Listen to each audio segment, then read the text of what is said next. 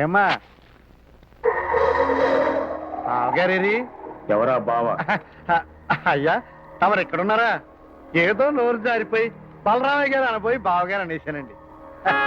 ఎంత చుట్టరిక ఉన్నా తమంతటి వాళ్ళని బావగారిని పీకే అర్హత కానీ ధైర్యం కానీ నా అలాంటి వాడికి ఎక్కడ ఉంటాయి చెప్పండి. వచ్చిన పని ఏంటో చెప్పు. ఏం లేదండి, మన సుబ్బారావు మనుషులు మిమ్మల్ని చూడడానికి వచ్చారండి. ఒరే సుబ్బారావు, లోపల రండిరా. నమస్కారం అండి. నమస్కారం అండి. కూర్చోలేదండి. కూర్చోండి. చెప్తుంటే వినిపించలేదట్రా, కూర్చోండి. పదండి. మన సుబ్బారావు టూరింగ్ హాల్ ఒకటి కట్టాడండి. 4 లక్షల దాకా ఖర్చు అయిందండి. నేను లెక్కలు అడిగానా? నువ్వు నోరుమూయరా. మీ చేతుల మీదుగా ఆ హాల్ తలుపులు తెరిస్తే బాగుంటుందని మా వాడి ఉద్దేశం. అంత ఖర్చు పెట్టి హాలు కట్టి నేను వచ్చి తెరిస్తే గాని తెరుచుకొని తలుపులు ఎందుకు పెట్టారయ్యా? బాలరామయ్య గారిది బలిచ్చాం. ఇదేదో పెద్ద జోక్ అనుకుంటున్నాడు. సూదిలో దారం. అంతేకాదండి, ఆ హాల్కి తమ తండ్రి గారైన రంగారావు గారి పేరు పెట్టారండి. అలాగా? ముహూర్తం ఎప్పుడు? ఎల్లుండి పొద్దున 9 గంటలకండి. సరే, ఏర్పాట్లు చేసుకోండి. చాలా సంతోషం అండి. సుబ్బారావు, నువ్వు నక్కం దొక్కొచ్చావురా. హాలుకి మా నాన్నగారు పేరు పెట్టగానే సంబరం కాదు, అందులో ఆడే సినిమాలు కూడా ఆయన గౌరవానికి తగ్గట్టుగా ఉండాలి. చెప్తామండి. వెళ్ళండి. పదండి. వెళ్ళొస్తామండి. ఇగో చింతామణి, హాయ్. మీ వాడేమైనా మారాడా, ఇంకా అలాగే పోరంబోక వేషాలు వేస్తూనే ఉన్నాడా? అబ్బెబ్బే, తమ దయ వల్ల పూర్తిగా మారిపోయాడండి. పనిలో కూడా చేరబోతున్నాడండి. ఏం పను? అదేనండి, తమరు ఎల్లుండి తెరిచే సినిమా హాల్లో మేనేజర్ అండి. అలా చెప్పు. నీకు ఉపయోగం లేకుండా నువ్వు ఏ పని చేయవు కదా. ఏదో పెద్ద చేసి ఏడిచినట్టు. ఊదిలో దారం. ఏదో తమరు దయండి. ఊదిలో దారం.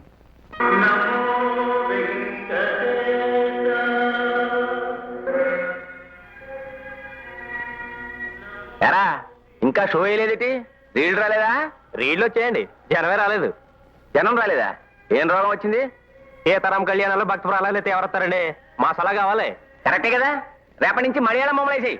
అమ్మో, బూత్ బొమ్మలు అయితే బలరామి గారు తుపాకిచ్చుకుని కాల్చేస్తారు. ఆడేవాడయ్యా మధ్యని. ఈ ఆల్కి మేనేజర్ని నేను. కానీ ఆల్కి వాళ్ళ బాబు గారు పేరెట్టారు కదండి. పైగా ఓపెనింగ్ కూడా ఆయన గారి చేతిలో చేయించారు. అసలు మా బాబు గారి మాట బాగా కొట్టాలి. ఆడితో ఓపెనింగ్ చేయించుకొని ఈడికెవడు చెప్పాడు? చూడలేదండి. ఎందుకు లేదు? ఉంది. మరి జనం లేరేటండి? మనం ఉన్నాంగా. అయ్యో మాటలండి. రే రంగా,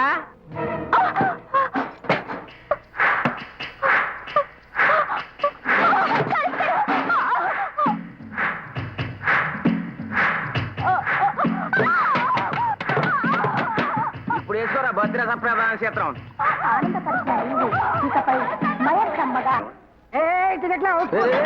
అమ్మ పుట్టిన కొడక.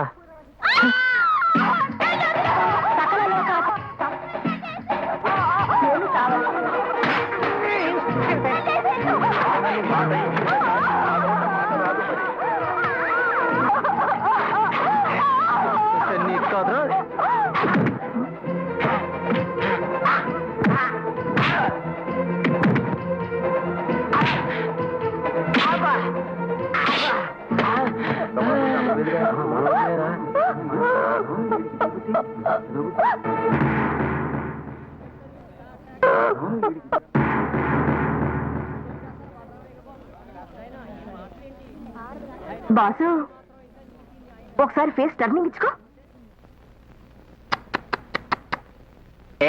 ఆఖరిసారిగా నీ ముఖం చూద్దామని. బలరామయ్య గారు వచ్చాక ఎలాగో నీ బాక్స్ బద్దలైపోద్దిగా.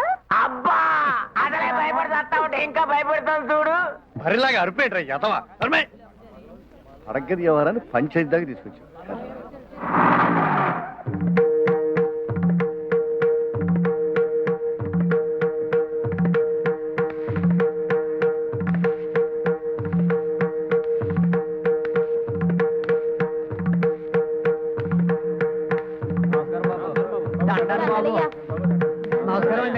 ఊరి కొత్త మొహాలా ఉంది.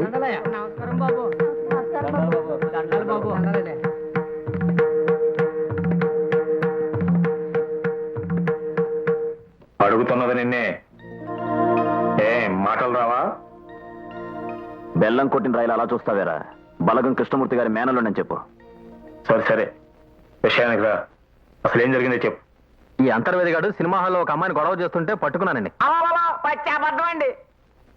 ఆల్లో చెమట తుడుచుకుందామని చీకట్లో తువ్వాలనుకుని లాగానండి. తీరా చూస్తే పై ఇడ్సంగండి. యారా? అవునండి చూసేలాగానండి. ఏం చింతామణి, మా నాన్నగారి పేరు పెట్టిన హాల్లో నీ కొడుకు చేస్తున్న నిర్వాహకం ఇదనమాట. చేతవా అని ఇంతకీ ఎవరా పిల్ల?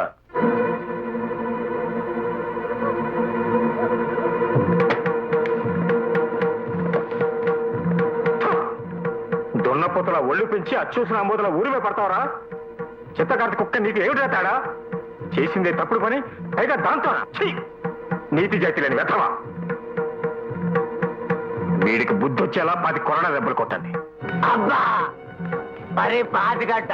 రాని అప్ప బలరామయ్య గారు, ఏదో చిన్నతనం మరీ పాతిగా. అయితే 50. ఇక నయం, నాకో పాతికం లేదు. ఈయనెవడండి బాబు? సద్దాం హుస్సేన్ కంటే అన్యాయంగా ఉన్నాడు. మర్యాదగా మాట్లాడడం నేర్చుకో. ఆయనంటే ఈయనకెందుకు కోపం వచ్చింది? తోడబుట్టిన వాళ్ళు కాబట్టి. తోడబుట్టిన వాళ్ళ? అవును, వాళ్ళిద్దరికి తండ్రి ఒక్కడే, తల్లిలే వేరు.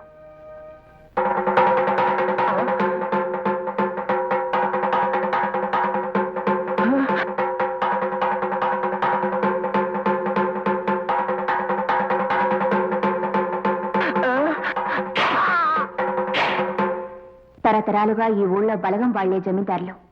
బలరామయ్య గారు మా గుణపం బావ సీత, బలగం రంగారావు గారి పిల్లలు. రంగారావు గారి మొదటి భార్య సీతమ్మ, ఆవిడ కొడుకే బలరామయ్య గారు.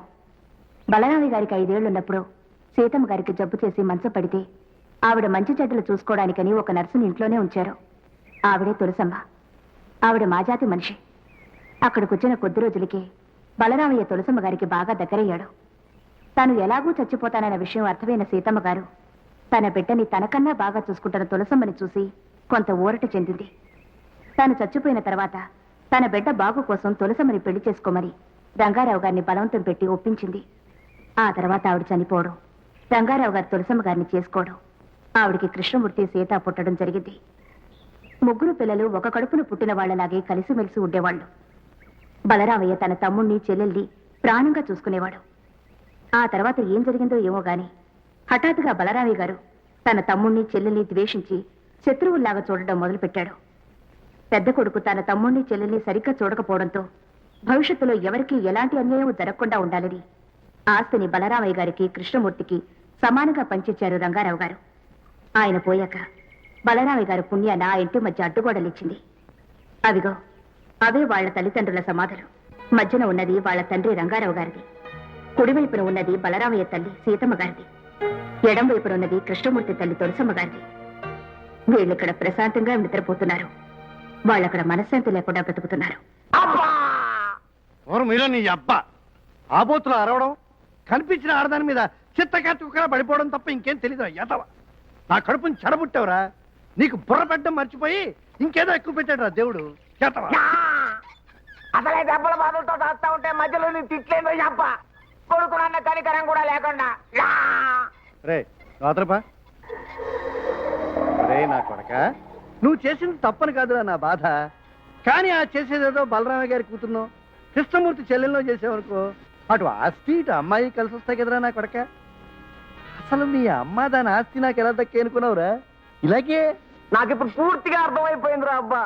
దేవుడు నీకు ఎట్టాల్సిన దానికన్నా ఎక్కువ పెట్టేసి నాకు అసలు అడ్డం మానేశాడు బుర్ర. కాదురా, నీకు బుర్ర ఎట్టాడు, కానీ దాని మోకాల్లో ఎట్టాడు. ఏదో సూదుల దారం.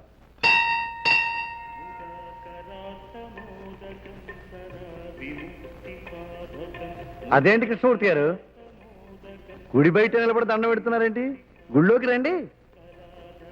ఏ రోజైతే మా వాళ్ళందరికీ గుడిలో ప్రవేశించే అవకాశం వస్తుందో ఆ రోజు తప్పకుండా వస్తాను. ఈ జన్మలో అది ఎలా జరుగుతుంది? నేను ఉండగా ఎలా జరగనిస్తా. సూదుల దారం.